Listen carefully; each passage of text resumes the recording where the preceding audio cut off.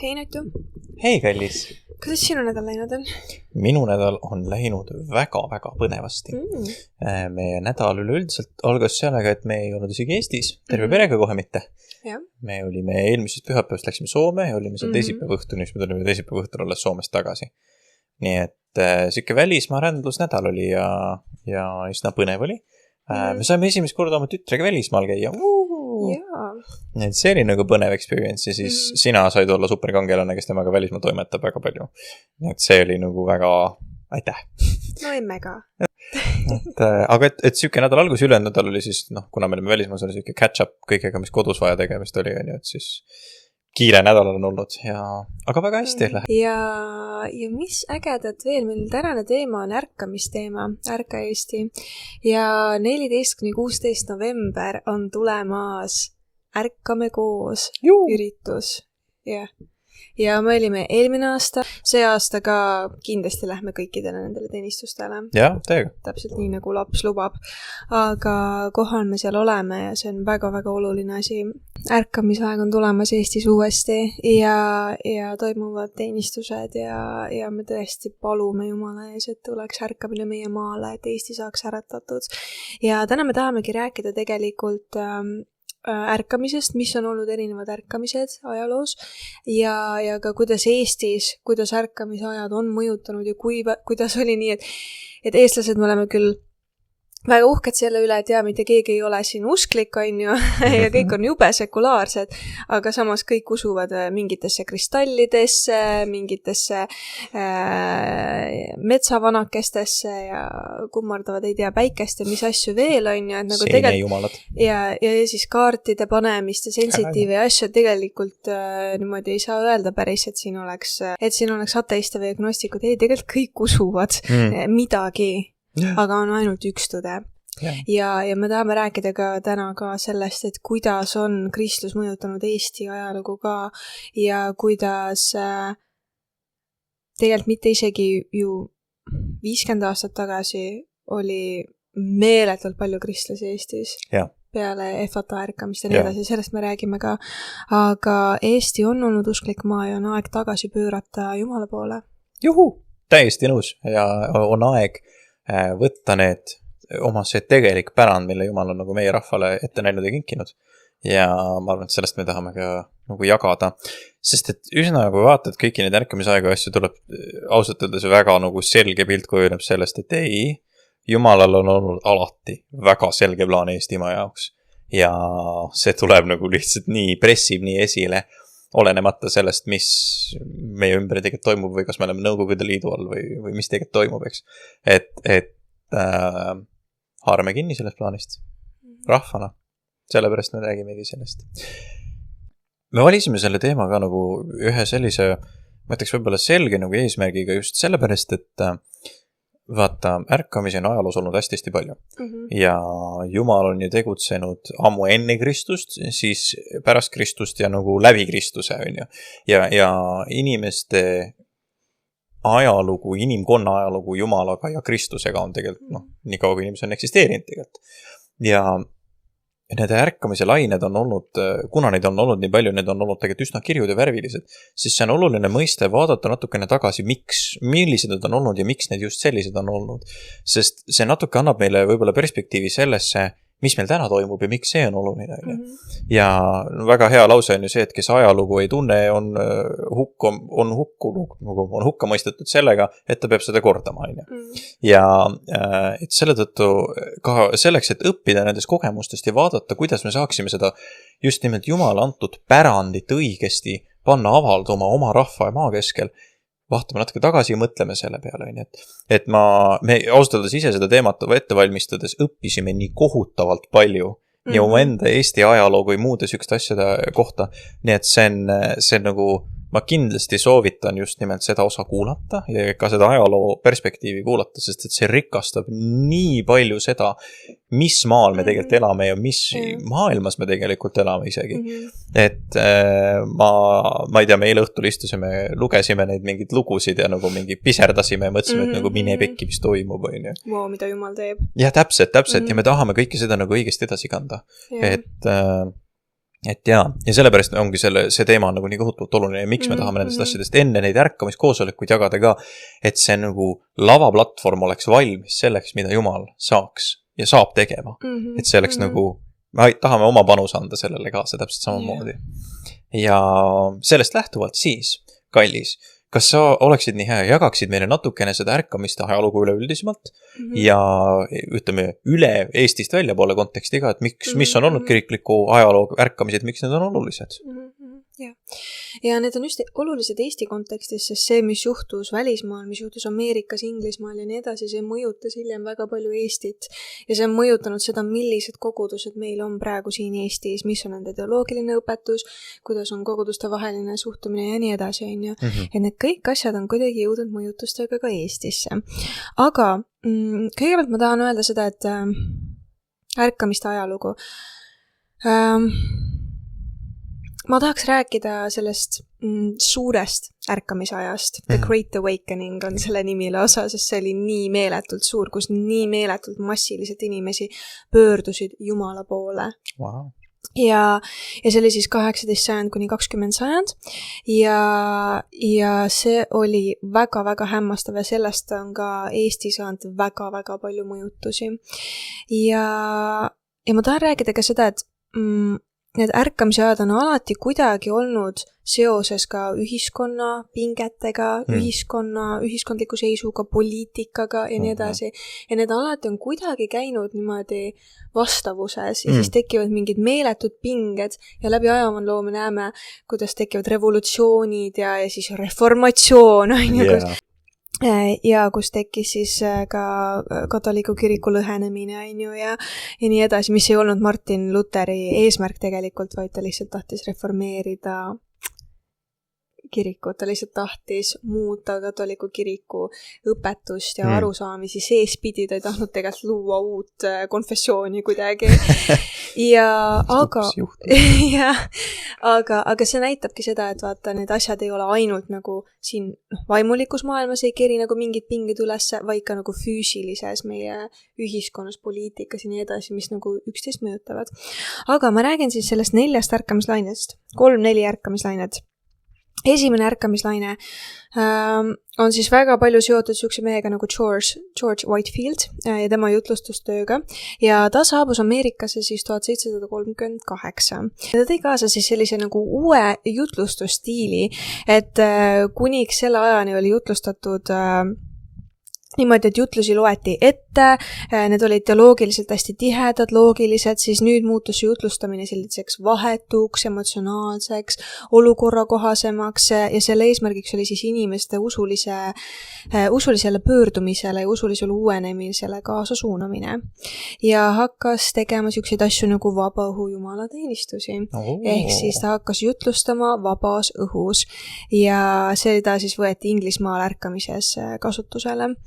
Ja Whitefield alustas sellega siis 1739. aastal, sest et tal ei olnud luba kantslis jutlustada ja siis ta läks lihtsalt tänavatele ja hakkas tegema vabaõhuteenistusi ja tuhandeid, vahepeal isegi 10,000 inimesi käis kuulamas tema jutlusi ja põhiline sisu oligi meeleparandus, patukahetsus, väga lihtne selge sõnum, millest talurahvas aru sai.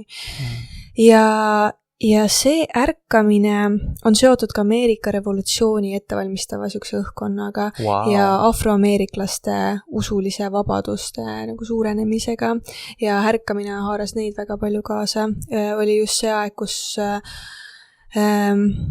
olid veel orjad, olid need, kes olid vabaks saanud mustanahalised, ja ma rääkisin, et need asjad käivad nagu natuke poliitiliste asjadega kaasas, et tekkis see vabaduse ees seismine ja selline, tekkisid esimesed ilmingud demokraatiast ja nii edasi, ja siis oli selles mõttes lihtsam kaasa minna, et ta oli nagu inimesed olid nagu valmis sellega kaasa minema. Ja tekkis siukasi nagu pressivabadus, ja esimesed siuksed demokraatia ilmingud ja nii edasi. ja siis George Whitefield, John Wesley, Jonathan Edwards, nemad esindasid siis sellist pöördumisteoloogiat, mis ületas denominatsioonide piire ka. Ja see pöördumine ei olnud siuke nagu lihtsalt intellektuaalne asi, vaid see oli südames kogetud uuesti sünd. Ja nemad rõhutasid väga palju, et tuleb see südames kogetud uuesti sünd ja sellele järgneb päästekindlus. Ja see ärkamine rõhutas siis väga püha vaimu tegutsemist. Ja eriti kasvasid siis ärkamises metodisti ja baptisti kogudused.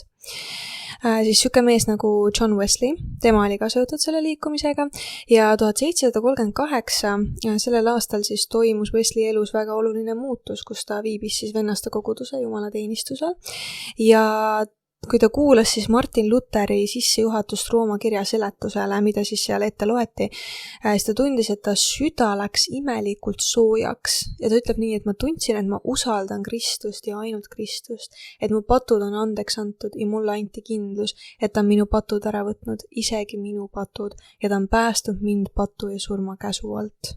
Wow. Ja siis sellest kogemustest lähtudes ka ta ka tegutses väga palju ja sellest ta ka jutlustas. Ja see ärkamise tunnusjooni ei olnud lihtsalt nagu siuke tunnete tagaajamine, et aetakse mingit tunnete laksu taga, vaid inimestega toimus päris muutus. Ja Jonathan Edwards põhjendas ärkamist ja selgitas, et mis on selle erinevus lihtsalt emotsionaalsest puhangust, et see ei ole lihtsalt emotsionaalne puhang, siuke ärkamisaeg. Ta siis tõi välja nagu tõelise kristluse 5 tunnust. Wow, okay.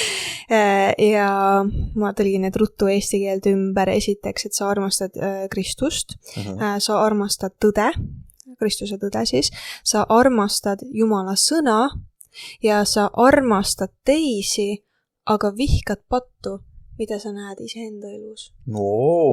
Ja mitte teiste elus muideks. Wow.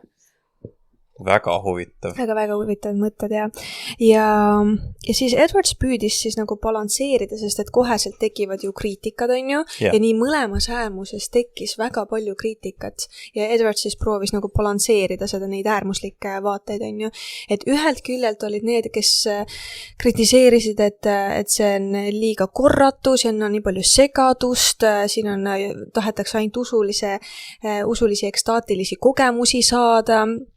Ja et see on nagu, ja siis ka see, et on rändjutlustamine, mis asi see veel on, et see kohe üldse ei ole õige asi, on ju.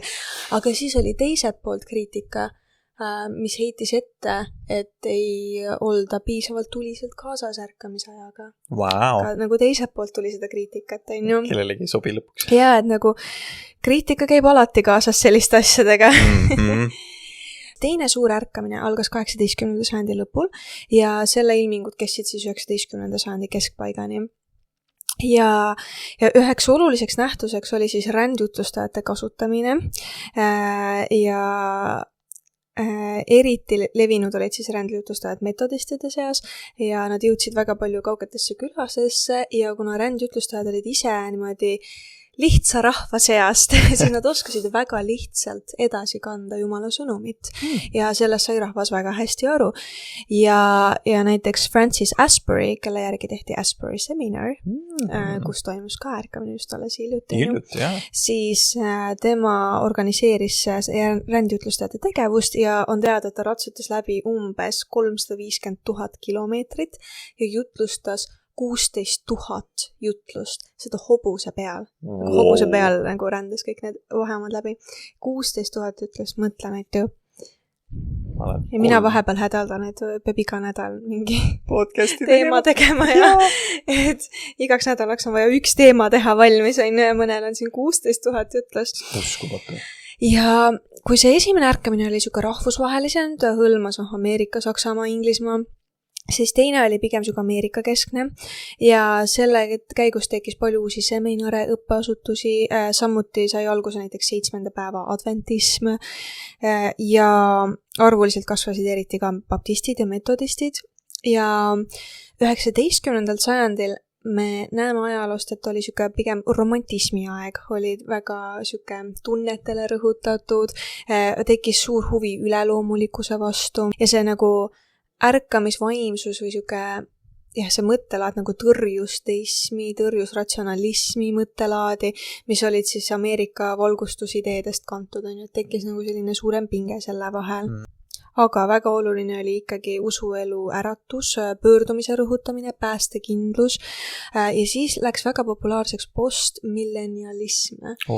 Ehk siis see on see arvamus, et millal siis tuleb Kristus, kas ta tuleb enne 1000 rahuaastat, pärast 1000 rahuaastat, 1000 rahuaastat, või nagu, no millal, kuidas see nagu kõik lõpuajad siis välja näevad, on ju, ja levis siis siuke asi nagu postmillenialism, on ju, ehk siis Kristus tuleb pärast 1000 aastast rahuriiki ja kristlaste ülesanne oli töötada ühiskonna valmistamisel rahuriigiks, viia läbi siis nagu uuendusi ja valmistada teed ette, on ju.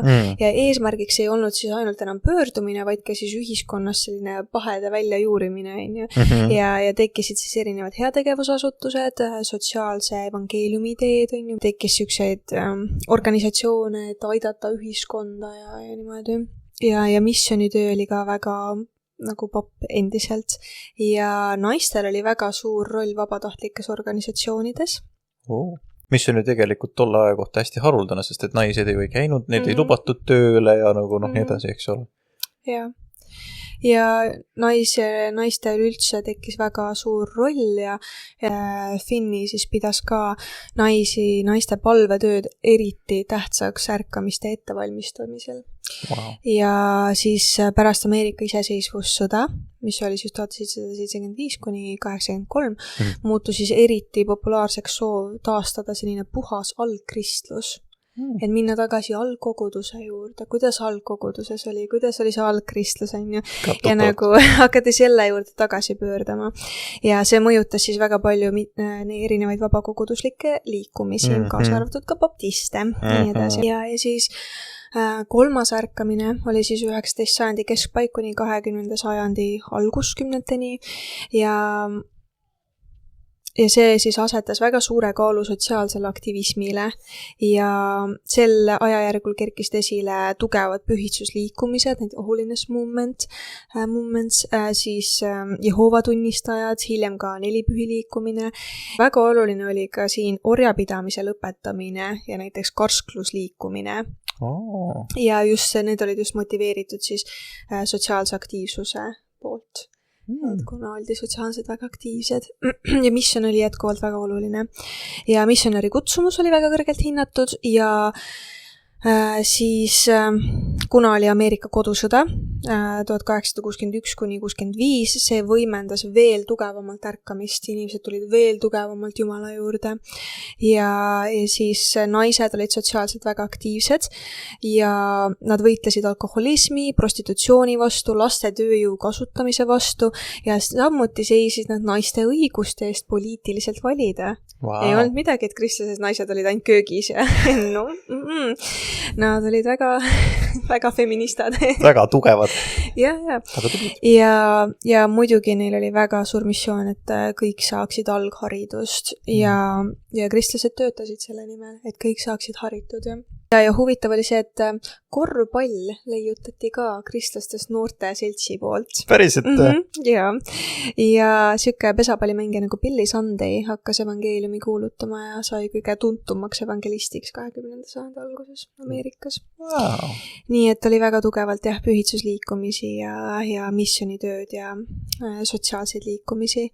Ja siis 4. suur ärkamine, mida ei peeta nagu, 4. suur laine tähendab, mida ei peeta nii mõned ajaloolased ei pea seda eraldi laineks, aga see on see, mis nüüd mõjutas Eestit kõige rohkem.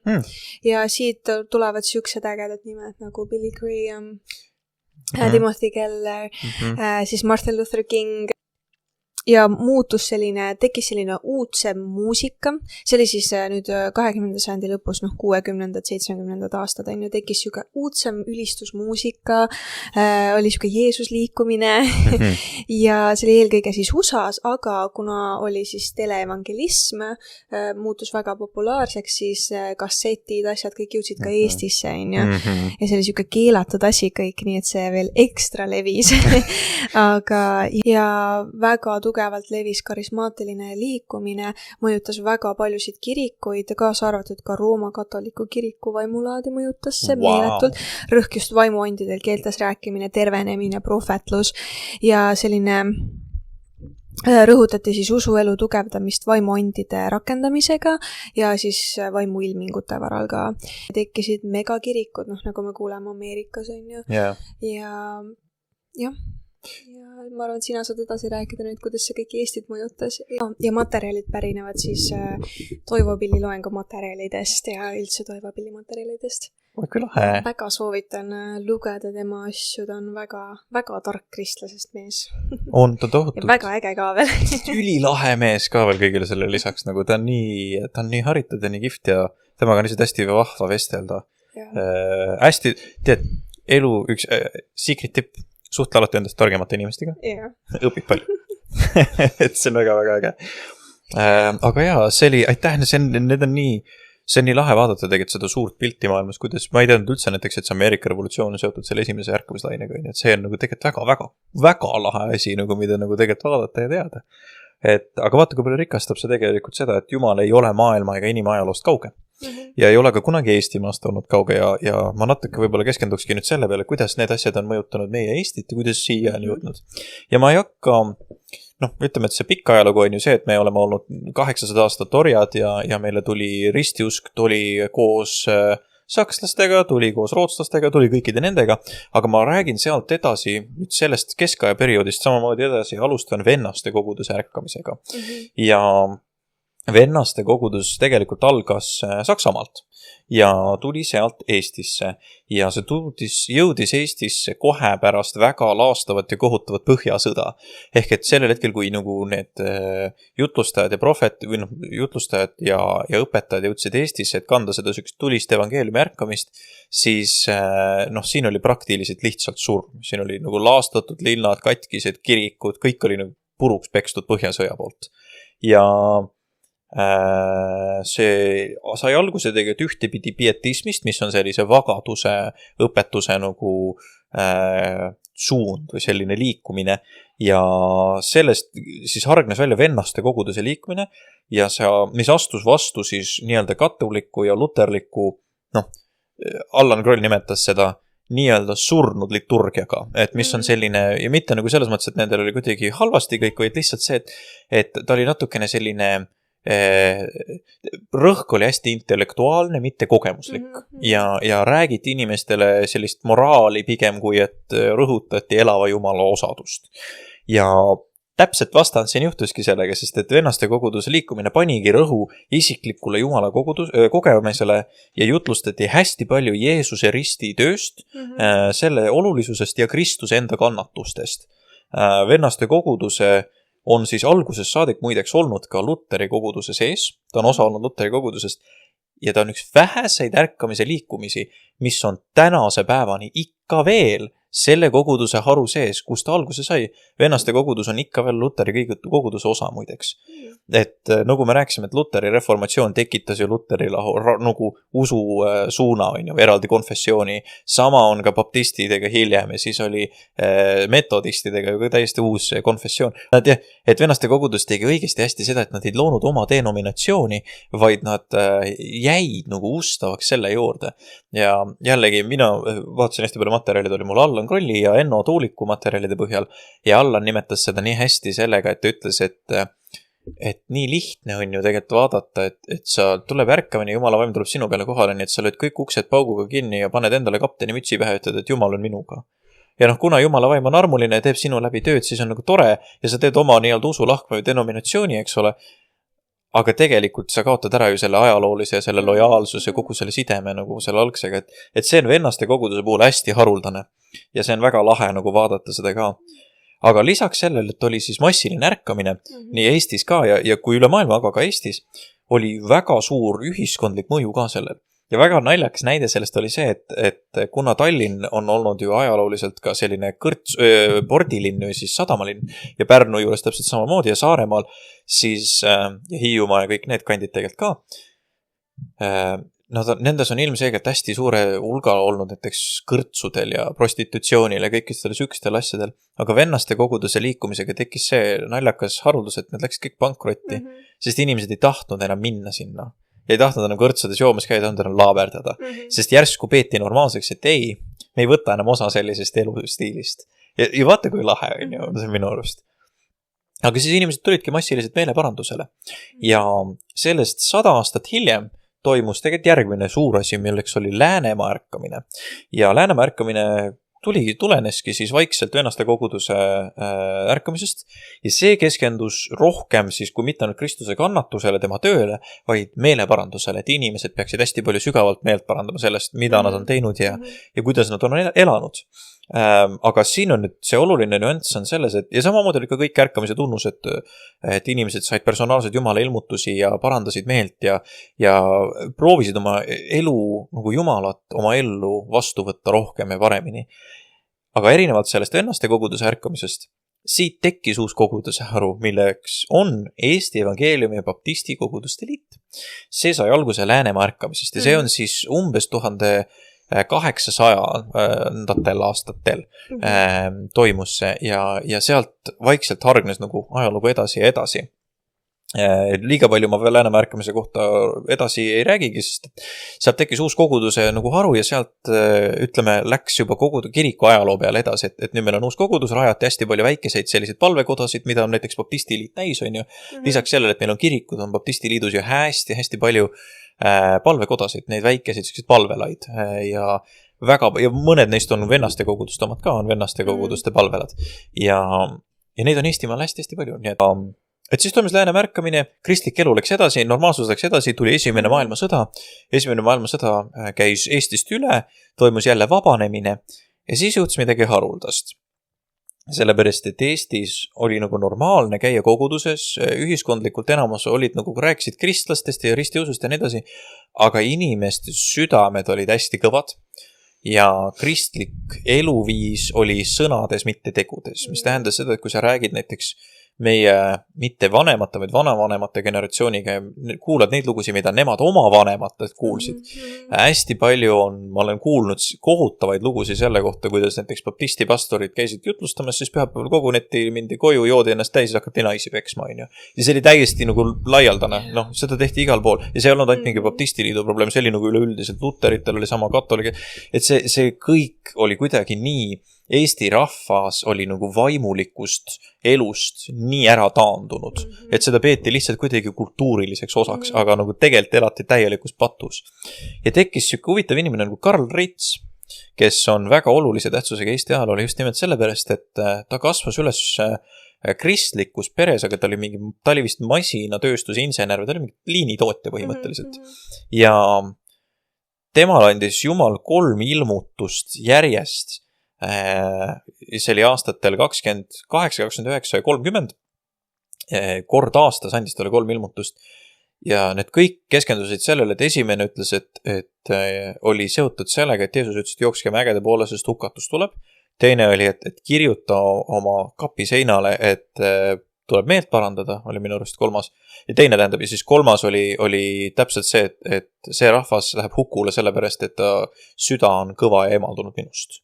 Oli see, mida Jumal oli ilmutanud Reitsile ja pärast need 3 ilmutus hakkas Reits massiliselt kuulutama erinevatel kohtadel meeleparandust Eesti rahvale ja ta tegi seda turuplatsidel ja sellest ta sai ka nimetuse turuprohvet, sellepärast, et teda ei võetud vastu kogudustesse. Kogudused olid mugandunud sellega, nad ei olnud valmis vastu võtma seda, et keegi tuleb neile meeleparandust ja hukatust kuulutama. Neil oli elu hästi, Eesti oli vabaks saanud, nad elasid pealt näha oma ilusat kristlikku elu sees, seal oli kõik pattu ja jubedust täis ja nad mõtlesid, et nüüd on elus, me oleme vabad, me ajame oma Eesti asja. Mida nad ei teadnud keegi, millest tegelikult Reits rääkis ja täiesti täppi pani, oli see, et nurga taga ootas teine maailmasõda. Ja kõige kohutavam asi selle juures on see, et Eesti rahvas peaaegu hukkus ja see on naljakas, et mul on 7. klassist alates olnud see detail meeles ajalootunnist. Ja see on see, et Eesti, kui teine maailmasõda siis hakkas ja tuligi ja rahvas ei parandanud meelt sellepärast, et keegi Reitsi ei kuulanud, vaid tagantjärgi saadi aru, et tal oli õigus ja tuligi hukatus. kuna ma arvan meelt, siis Eesti rahvaarv läks sellisele määrale, et meid küüditati, tapeti nii palju, et meil oli Eestis 1940. aastal või 41. ma nüüd täpselt seda ei mäleta. Rahvaarv oli 40 000 inimest. Terve Eesti peale. Ehk siis me peaaegu, et surime välja terve rahvana. Ja see, kui sa nüüd lüngid selle omavahel kokku sellega, mida Reits rääkis ette, ütles, et kuulge, et te peate hakkama meelt parandama. Ta ei rääkinud seda ainult kogu rahvale, ta rääkis seda peamiselt ikkagi kogudustele, ütles, et kuulge, saate aru, kas teie silmad avanevad, et see, kuidas teie kui kristlased, mida te teete Jumala nimel, on täiesti vale. Ja keegi ei võtnud seda vastu. Võtsid vastu need, kes tänaval turu peal kuulasid ja parandasid meelt. Aga see on kurb sellepärast, et meie rahvas kannatas kohutavalt palju tänu sellele. Ja see on olnud omavahel tegelikult küll sünkroonis, täpselt nagu sa ütlesid maailma ärkamistega täpselt samamoodi, et see ühiskondlik kannatus ja need ühiskondlikud pinged ja ärkamised on tegelikult olnud omavahel seotud, aga ka vastupidi. Et kui ei ole kuulatud, on vastupidine pinge tulnud ka kohutav tegelikkuses. Ja see on nagu väga-väga rets.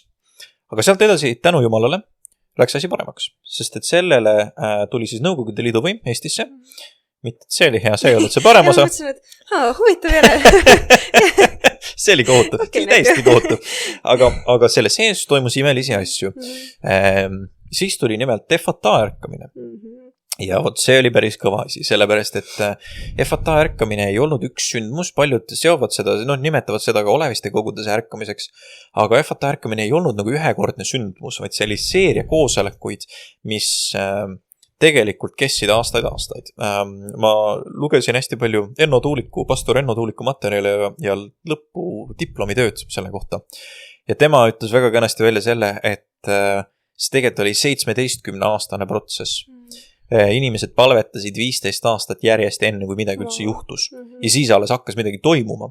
Ja mis siis täpselt toimus, oli tegelikult imeline, sest et üle Nõukogude Liidu hakkas vaikselt tekkima nagu mingid imetegusid eri kohtades, kaasa arvatud olevistes. Aga need imeteod kandusid edasi ja need lood kandusid üle Nõukogude Liidu mis inspireerisid inimesi veelgi rohkem palvetama ja hoiduma Jumala poole, olenemata sellest, et KGB ja Nõukogude režiim nagu vägivaldselt võttis inimesi kinni ja alavääristas ja mõistis neid hukka. Ja otse enne FATA ärkamise algust näiteks pastor Harri Haamer arreteeriti ja pandi lukku kongi, kus ta ei saanud isegi püsti seista ja koledaid asju tehti inimestega, sellepärast, et nad olid usklikud. Aga see ei peatanud kedagi, vastupidi, see ajandas neid veel rohkem Jumala poole sirutama, aga näide näiteks sellest, mis lugu inspireeris Eestis ka väga palju inimesi palvetama, oli üks nunnade lugu Vorkutas. Vorkuta oli vangilaager Põhja-Venemaal, minust isegi Ida-Põhja-Venemaal, hästi külm, hästi kole, õues keskmiselt -40 kraadi. Ja 3 nunna viidi sinna. Öeldi, et te peate nüüd hakkama tööle, et te peate maast, jäätunud maapinnast kaevama savi tükke välja kätega. Ja nad keeldusid. Ja nad ei keeldunud mitte sellepärast, et nad olid mugavad, nad keeldusid sellepärast, et nad ütlesid, et nemad ei taha Nõukogude režiimi kui kurja saatanlikku režiimi üles ehitada enam. Nad keelduvad sellest. Ja siis nad pandi vangi, seoti, aheldati betoonseina külge, jätti õue külmuma 3 päevaks. Ja siis nad toodi tagasi, öeldi, nii, kas nüüd hakkate tööle, nad ütlesid ei, jällegi keeldusid.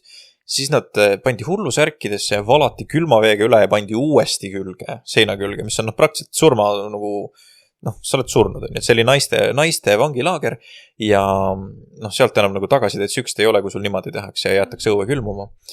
Ja siis nad võeti 3. päeval ära sealt ja küsiti, et kas te nüüd olete nõus või vist isegi ei küsitud, vaid lihtsalt lükati teiste vangide keskele. Ja seal toimus massiline ärkamine. Sellepärast, et need naised, need 3 nunna tulid ilma ühegi haigusnähuta sealt tagasi. Wow. See ei ole võimalik, et sa oled külma veega üle valatult -40 kätte aheldatud 3 päevaks ja siis tuled ära, et nagu ei olekski midagi. See ei ole füüsiliselt võimalik lihtsalt, nagu sa sured ära sinna. Ja nad tulid tagasi ja teised naised nägid seda. Ja nad olid elus ja seal hakkas evangeelium levima nagu padah, on ju. Ja see inspireeris Eestis kannatavaid kristlasi nii palju, sest et nad kuulasid neid lugusid ja mõtlesid, et kuulge, evangeelium ja Jumal on asi, millest me peame küünega kinni haarama. Ja hakkaski tulema, et see palvetamine läks koosolekuteks, koosolekud muutusid seeriateks, tekkisid laupäeva õhtused teenistused, kus kuulutati evangeeliumit, milleks valmistati 24 tundi ette ja palvetati terve õhtu, terve öö praktiliselt. Siis mindi, kuulutati lühisõnumiga evangeeliumit ja siis hakkasid tulema palveõhtud. Ja pastor Enno Tuulik räägib, ja Rein Uuemõis räägivad sellest, kuidas nad lihtsalt palvetasid inimeste eest ja mingi hetk hakkasid toimuma imetegusid, kus nad panid inimestele käed peale ja inimesed hakkasid terveks saama. Hakati lihtsalt karke nurka viskama, hakati füüsilistest asjadest terveks saama ja toodi igalt poolt tulid inimesed kohale üle Eesti, et hakata vaikselt, kuule Olevistes on Jumal kohal, lähme sinna. Ja siis see asi laienes veelgi, hakkas tulema Valgevenest, Ukrainast, Kasahstanist, üle terve Nõukogude Liidu hakkas tulema. Ukrainas hakkasid inimesed ilmutusi saama selle kohta, et peaks Tallinnasse minema ja siis mindi Nõukogude Liidu juurde, nagu juhtide juurde küsiti või nagu kohalike piirkonna ülemate juurde küsima, mis asi ja kus kohas on Tallinn. Sest nad ei olnud isegi kuulnud sellisest linnast nagu Tallinn, aga Jumal järsku hakkas inimestele ilmutusi andma, et kuulge, et kus on Tallinn, minge sinna, Jumal on seal. Ja nad läksidki. Ja kõige parem, üks lemmikutugus, mis ma lugesin, oli see, kuidas üks mees, üks seltskond tuli Ukrainast ja Oleviste koguduse lähedal oli üks KGB peakontori, nagu Eesti KGB peakontori mingid hooneid ja siis nad läksid juhiseid küsima nende teadmata, et see on KGB peakontor ja nad läksid lihtsalt koputasid ukse peale ja küsisid, et kus see ärkamiskoosolekud on, et tahaks nagu saada, mis kell teenistused algavad, et tahaks nagu saada nagu tervendatud. Aga see juhtus olema laupäeval, kus oli ainult mingi üks sekretär vist majas, kes ütles, et ei, te olete vales kohas ja saad seda minema. Oleks see olnud nagu mingi tööpäeval, nad oleks kõik vangi pandud selle küsimuse eest.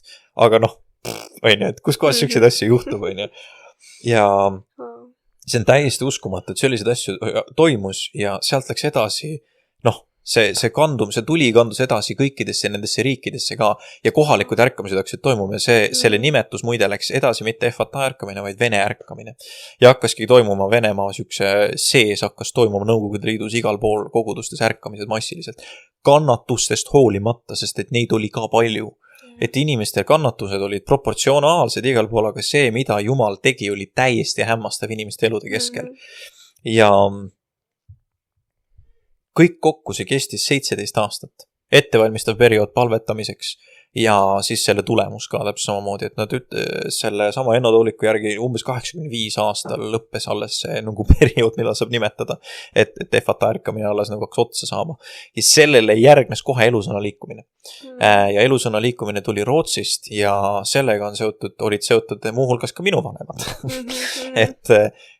Ja sealt laienes asi ka üle Eesti niimoodi eri kohtadesse, kogudustesse ja kõikidele nagu baptisti ja muudele liikumistele tuli kohale selline, ma tahaks öelda, evangelikaalsete mõjutustega õpetused ka veel juurde. Aga see elusõna on erinev ususõnast, mis levis Ameerikas samal ajal ja ususõna on nagu see prosper gospel, vaata. Täpselt. Prosperity gospel, et aga see on erinev elusõnast. Muideks on küll, ja seal ees olid ka, seal oli ka seotud ikkagi Lester Sumrall ja seal oli olemas ka see Rootsi mees, hästi kuulus. Peter Norberg. Ei, tema on meie ajama. Aga see elusõna liikumine siis kasvas ja sealt edasi ongi meie tegelikult vanemate tunnistused, kuidas see asi on nagu läinud ja kuidas on loodud tänane atmosfäär, kuidas kõik erinevad konfessioonid ja denominatsioonid istuvad koos sama oma kogudustes ja palvetavad koos ja toimuvad ärkamiskoosolekud, kus kõik denominatsioonid on omavahel kohal ja teevad koostööd, et see on täiesti hämmastav, sellepärast, et see atmosfäär ei olnud elusõna ärkamise alguses üldse selline, aga nüüd see on jõudnud selliseks. Ja see on täiesti, see on müstiline. Sinnamaani, et kas või meie hea sõber Peter Nordberg räägib tunnistusi sellest, mis Eestis toimub mujal maailmas. Näiteks Taanis ja Saksamaal ja nagu, et see, mis toimub siin, on väga haruldane ja eriline, seda ei ole mujal maailmas niimoodi, eks ole. Ja võib-olla tahan siia otsa lihtsalt öelda seda, et mis pastor Allan kui õpetaja Allan Kroll ütles väga õigesti. Ja ta ütles seda, et ärkamisaja puhul on hästi oluline teada seda, et me peame vaatama alati seda, kuidas Jumala vaim liigub. Ja kui me näeme, et meie naabri juures põleb tuli sütega, siis me ei ole need, kes istuvad oma tühja kaminat vaadates ja ütle, et millal meil ise süttib tuli. siis me lähme oma naabri juurde ja ütleme, et palun anna mulle ka. Mina tahan ka seda tuld, mis sinul on. Nii et kui sa näed oma naaber koguduses, naaber riigis, naaber kus kohas toimumas mingit suurt asju, kus Jumala tuli levib, Jumala eest mine sinna ja haara sellest kinni ja ole alandlik, ütle, et palun anna mulle ka seda, et mina saaksin selle viia oma koju, oma kogudusse, oma maale. Sest et see on nagu see kirg Jumala järgi on see, mis tegelikult tõi need asjad siia. Sest Jumal, need ärkamised on tegelikult lihtsalt rahva näljale vastamine. Et Jumal ütleb, et rahval on nälg ja Jumal ütleb, et olgu, saagu teile. Ja see on hämmastav, kuidas need asjad tegelikult niimoodi lähevad. Ja, et selline on olnud võib-olla Eesti süke lühi ülevaade viimased 100-200 aastat. Kõik on olnud ärkamised ja mis on imelised lood ja teod seal selle kõige keskeleks. Ja meil on eesõigus ikka veel palju teada neid inimesi, kes on olnud nende viimaste ärkamistega koos seotud isegi. Ja andku Jumal meile tarkust, et me nüüd edasi oskame toimetada. Täiesti hämmastav. Jaa, on ju. Seda on nii lahe kuulata tegelikult neid lugusid. Me lugesime neid eile, neid on palju rohkem, ma lugesime eile täiega veel neid. Aga julgustan ka kuugeldage Enno Tuuliku diplomitöö. Saate seal palju lugusid kuulata ja lugeda. Ja need on väga head mõtted. See oli nii huvitav, kui me eile lugesime ka erinevaid lugusid, millest inimesed läbi käisid ja see on täiesti hämmastav, mida Jumal on teinud. Ja mul keegi sugulane rääkis ka, et nad ka tegid põrandaaluseid teenistusi, on ju, aga nagu sõdurid käisid majades või nagu miilits käis majades, et vaadata, et ei oleks piibleid. Ja siis neil oli just piibel köögilaua peal ja neil tuligi 2, vist oli siis miilits. Miilits, jah.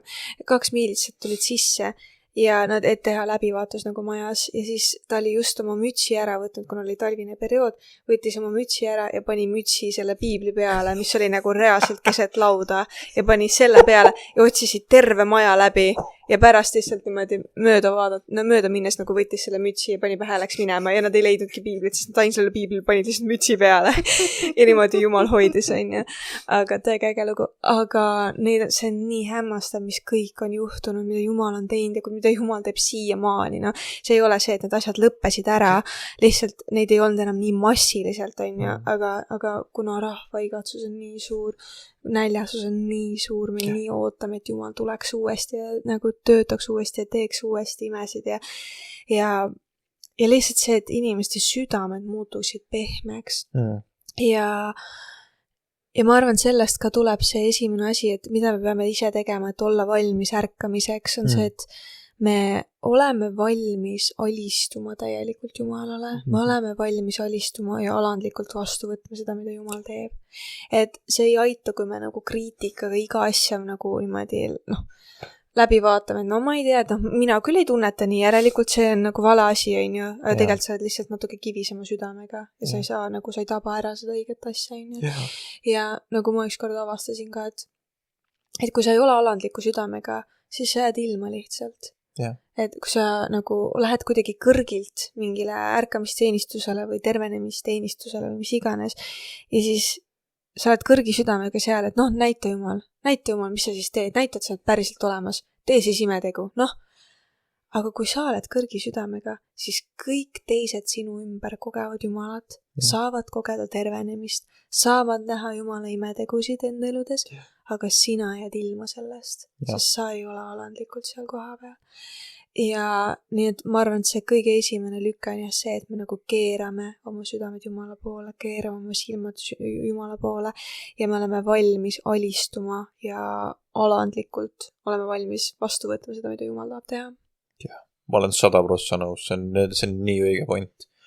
Ja tegelikkuses see alistumine käib ka nagu kuidagi meeleparandusega ka kaasas, ma arvan, sellepärast, et sa pead nagu, ütleme, su sees on nii naturaalselt kõrkus, inimlik kõrkus, mis tekib ja sellest peab lahti saama.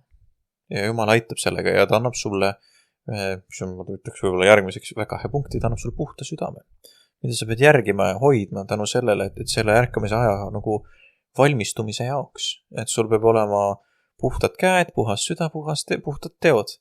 ja siis sa saad mitte ainult olla nagu osa ärkamisest ja kogeda seda, vaid sa saad lausa kaasa aidata sellele tegelikult. Sa saad anda oma panuse sellest täpselt samamoodi. Ja see on nagu oluline, sellepärast, et sa pead suutma minna seda teed pidi, mida Jumal tahab, et sa lähed. Ja see eeldab puhtust, muideks. Et see, ma tooks järgmiseks võib-olla kohe esile, et seda on vaja. Puhtust on vaja selleks, et olla ärkamises õige. Aga mis me veel peaks tegema selleks, et ise olla valmis ärkamise ajaks? Palve. Reaalselt. Nagu palvata lakkamatult, palveta ärkamise eest, palveta inimeste eest, palveta, et ollakse valmis selleks ja sealsamas see töö, mida sa lugesid, seal Enno Tuulik kirjeldab ka, et nagu iga tõeline ärkamine algas ka Efata ärkamine tõsise palve ja Jumala otsimise tulemusena. Innukas palvetöö jätkus ka ärkamise jooksul. Palju oli palvetajaid nii Eestis kui ka mujal. Ja seda ärkamist iseloomustab ja eristab varasematest see, et selles ärkamises kogesid inimesed nii päästmist, vaimulikku uuenemist, tervenemist kui ka püha vaimuga täitumist. Wow. Nagu palvetajad tuleks kogu pakett. Jah. Et tõesti Eestimaa inimeste südamed pehmeneks, sest et me oleme väga jäärapäine rahvas ja ma arvan, Jumal tahab ära kasutada seda, et me oleme jäärapäine. Kui me oleme jäärapäiselt, lähme kõige vastu või siis oleme poolt täiega, aga me oleme jäärapäiselt, teeme neid asju, aga kui meie silmad on keeratud Jumala poole,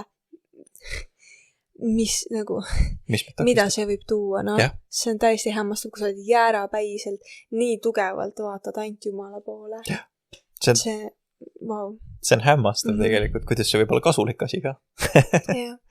On ju? Ma tooks ette sükse mõtte nagu ettevalmistus.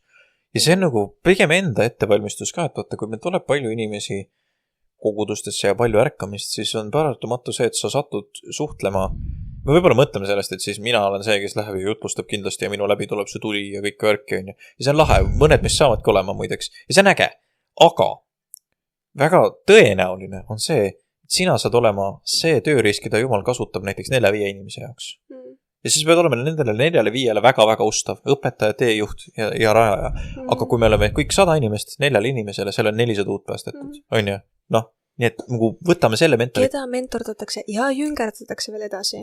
Täpselt nii, aga see on oluline sellepärast, et kas sina oskad siis jagada evangeeliumi ja piibli põhitõdesid, kas sa oskad neid asju rääkida, kas sa saad aru nendest asjadest, kas sinu jaoks on Jeesuse Kristuse nagu armu ilmutus tõelisus, kas see on reaalsus sinu elus tegelikkuses on ju, ja milline on see kas sa tunned piisavalt inimesi, kes näiteks oskavad seda teha ka, kas sa tunned peale oma pastori, kes on ilmselgelt juba palju tööga nagu seotud. Kas sa tunned veel vaimulikke inimesi, ustavaid vendeõdesid, kelle juurde suunata, kui sul endal on jalgad nagu tööd täis on ju. Et kuhu sa inimesi suunad?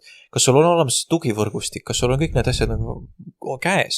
Vaido Palmik, kes on selle ärkamisteenistustega hästi seotud ja Nõmme Baptisti koguduse juhatuse esimees, ütles nii kenasti ühes saates või intervjuus, et tead, et kui esimesed need äratusteenistused tulid, et me olime nii tänulikud, et see on see ärkamislaine, sest me saime aru, kui vähe me valmis oleme nendeks asjadeks. Nagu. Siis sa saad nagu järsku aru, et sul lööb nagu karp lahti, et appi, siin on nii palju ettevalmistust vaja veel teha selleks, et kui päris ärkamine tuleb, et inimesed süstemaatiliselt vastu võtta ja nagu tegeleda nendega. Ja nagu see on meie kõigi panus ja ettevalmistus. Ja seda ka kinnitab see Efata kogemus, meil on aega, me peame palvetama nende asjade nagu ärkamist asjades, see võib alles 4, 5, 10 aasta pärast tulla, noh, see uus ärkamislaine, aga ärme kasuta seda aega laisasti, sellepärast, et kui me ei ole valmis täna, siis see võib ka homme tulla, aga paneme ennast nagu valmis ja oleme kogu aeg valmis, see on see mõte. Ja ma tooks järgmiseks sisse ka füüsilise ettevalmistuse, et sa reaalselt jaksaksid ja et sul oleks reaalselt energiat. Noh, mõtled, sa pead terve päev otsa käima ühel teenistusel, teisel teenistusel, mentordama, jüngerdama, palvetama, eespalvet tegema inimeste ees, võib-olla jutlustama, ülistama, noh, mis iganes, sul peab olema jaksu, et teha nagu füüsiliselt jaksu, mitte ka ainult vaimulik ettevalmistus, aga ka lihtsalt see, et vaata, et su aja planeerimine oleks korras, et sa kasutaksid oma aega targalt, kasutaksid kasutaksid oma aega niimoodi, et sa oleksid viljakas, mitte lihtsalt hõivatud, et su toitumine oleks korras, et sa sööd vitamiinirohket toitu, sul oleks energiat, oleks toit, mis tõesti nagu tervendab sind, aitab sulle kaasa, annab energiat, mitte ei tee sind veel uimasemaks, on ju. Et sul oleks uni korras ja tee trenni. Tee kardiot, mine jooksma, mine kõndima, tee oma samme, mine jõusaali, mis iganes see on, mis trenni sa tahad teha, aga tee trenni, sest et see aitab nii hästi treenida meie neid energiavarude kasutamisoskust. Täpselt. Et see kuidagi, mida rohkem sa liigud, mida rohkem sa teed, seda rohkem sa harjud ära. Just. Nagu seda nagu kuidagi suurem energia sul on teha asju. Mis on nii huvitav, aga tõesti, ja valmistage ennast füüsiliselt ette. Nõustun sinuga täiesti ja ma võib-olla tooks viimase punktina siia normaalse kristluse. Mis on see igapäevane normaalsus, millesse sina inimesi tood? Kui sina vastutad kellegi jüngerdatava eest, mis on see elu, mida sa neile näitad eeskujuks? Kas see on päriselt vastavuses Piibliga ja kas see on elu, mida sa tahad teistele õpetada? Vaata see oma elu üle selle pilguga, sellepärast, et sa vastutad oma eluga nende asjade eest. Ja ma arvan, et sellega, niimoodi me vaikselt panemegi ennast ise valmis selleks, et olla nagu ärkamise ajaks, aga mina õppisin FATA lugudes kõige rohkem seda palveta. Palveta kohe. Kindlasti, jah. Paranda meelt, keera silmad Jeesuse peale. Ja täiesti. Me usume, et Jumalal on Eestimaa kohta kohutavalt hea plaan. Aga ma vaatan just nendest ärkamistest kujunebki välja see ahel selle kohta, et me näeme, kuidas tal on alati olnud mingi väga tõsine plaan Eestimaa jaoks. Ja me näeme, et seda tõsidust viitavad ka need asjad, mis juhtus ka siis Karl Raitsi ajal. Et me peame tõsiselt ette võtma selle, et meie rahval on mingi väga tugev saatus maailmas. Ja me peame sellest kinni haarama. Mitte ainult vaimulik, vaid nagu me rääkisime alguses, see on seotud ühiskondliku kogu maailma plaaniga. Et see ei ole, see algab vaimulikust ja see läheb edasi igale poole mujale sektoritesse ka. Me peame olema Jumalaga koos, me peame palvetama, me peame kinni haarama, me peame ennast ja kõiki teisi valmis panema selleks, et kui Eestimaa saab kuskile pukki ees otsa, et olla eeskuju, siis me ei ütle seda oma uhke kummis rinnaga, et meie tegime, et see vastus on Jumal tegi. Jeesus tegi. Absoluutselt. Jah. Nice. Head. Hästi sõnatud. Ja nende mõtetega me lõpetamegi täna. Aitäh teile kuulamast ja vaatamast seda osa. Ma tõesti loodan, et see oli innustuseks ja kasutuseks teile. Ja teadke, et meie armastame teid, aga Jeesus armastab veel rohkem ja näeme juba järgmine nädal.